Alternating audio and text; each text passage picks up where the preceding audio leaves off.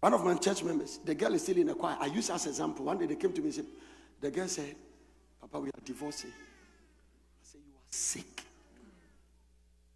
Remember that girl in the choir? And I said, listen to me. I don't want to hear that nonsense. I called their 2 children, a boy and a girl, and I say, listen, what do you want this children's life to be like? I don't care your feeling. When children come to marriage, be careful your decision. Because you are caretakers of this one. Nobody knows their destiny. Get out of my face. No divorcing anywhere. And if you have called me a father and I've laid hands on you, you can disobey me and go. Time will tell. Because time is a vindicator. They came back and said, Papa, we have stopped. And Dad. And one day I was coming to church and I saw them hook themselves like this. And they were going. I came to church, I said it. And I called them. I said, if you didn't listen to me, that hooking, where would it have been? Hear this. Don't make a permanent decision out of a temporary situation. Never make it. Somebody must look at your face and tell you, stop this. And you stop. And you are not arrogantly trying to resist it. I'm telling you. If I'm misbehaving towards my wife, I'm looking at my back. I don't misbehave that way. But I want to tell you something. I have people in my life. They call me to order. Listen to this. Somebody wanted a permit. And the permit, she's trying to build around Porters. And the authority said that these are the stakeholders, metro, because they came here. So there's something they call EPA. Is it environmental protection something? EPL or something. So we must sign what we are coming to do. We have to append our signature that we believe in what he's going to do. It will not be, it's not harmful to the church. We are okay. The guy forged our signature, took it to the place, and they approved the thing for them. So I started, when I saw it, I said, how can this thing be here? So I moved all the investigators and I call whichever is in charge each finding. So they dig, they realize that they forged our signature. When they forged our signature, the guy, so immediately I asked the people, let's give it to the police. So they give it to the police, they pick the guy immediately. They want to lock him up. And the commander told me, I'm processing him to court tomorrow. Midnight, I got a call from Bishop Takia Boy. She called me. So I saw the call. He couldn't get me. They called mommy. And he said, I want to speak to Prof. So he called me and said, Prof, where are you? I said, oh, Papa, I'm around. Is everything okay? He said, yes. And he said, no, nothing, everything's not okay. He said, do you know the case about a boy who has forged a signature? I said, yes, Papa. Yes, there's a guy, it's okay. One of my pastors here, that is his brother. So, Prof, I want you to consider the case. Immediately I called the police. I said, police, release the man immediately. Let him go. I ended the case there, bam. I said, the commander said, Prof, please. I said, no. It is. I'm standing here. I'm telling you what I'm telling you. You can copy. Immediately, forget about the impact, I say, it's ended.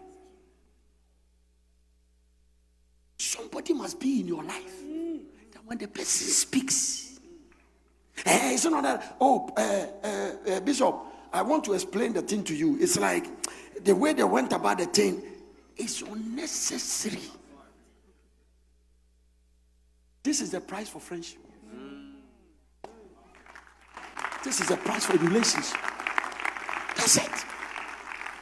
Do you understand what I'm talking about? If somebody cannot look at your face and tell you, don't divorce your wife, you are not existing. The devil has just taken a big hole. You go and fall inside, you wake up again. I told you yesterday, there is nothing God will use to train you like marriage. The woman you are running from, the second one you are going to take, God will anoint her double the one you ran away. God is expert of doing that. When those my son and my daughter, I told him, I said that I was in the prison. They told me 80% of the people they come from broken homes. So don't add up. When two elephants fight, it's the ground that suffers. It's a proverb. I said, look at these children. and don't go by your feeling. Thank God they listen to me. Thank God they listen to me. I am talking to somebody here today. When you come to a certain level of ministry, life is not about how you feel. You must sacrifice for others. So you can be in a difficult marriage. For the sake of the calling, you must stay there.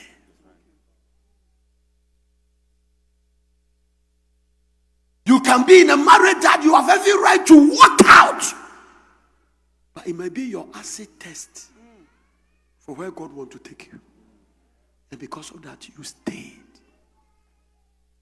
I love something I watched in a play, in a short while, in a Nigerian movie. A girl said his husband, he saw a text message in his husband's phone, and the lady said, I love you, and he ran away, packed his things, and went to his mother. So, I know the Nigerians does it. When they go to the house, the mother met her and said, what is it?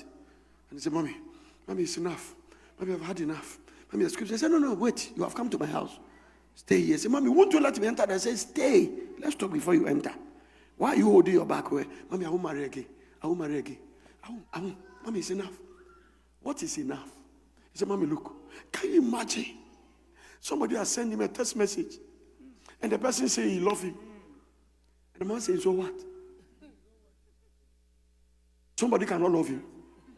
Do you control people's love for some people? He said, Mommy. And he said, so what are you doing here? Mommy, I won't marry again. Say, get out of this house. If you marry again, go and hide your house. But not here. And the mother said, you are sick. You saw a text message. I came to meet your dad with another woman in our room. But because of you, I didn't divorce. You saw a message. Get away from here. And I just put the TV off and I started meditating. Do you know the reason why we are going through what we are going through? We cannot stand what our mothers stand. Even with our loud tongues. They never spoke the tongues we speak. But they stood. And they stood because of us. I love it. He said, I saw your father. I came to our matrimonial. I saw your dad with a neighbor in the same compound in our room. Waited outside and they finished. I didn't divorce your mother. Your father, because of you and your brothers, I stayed there. You saw a message. Who told you because you marry a man, other people cannot love him?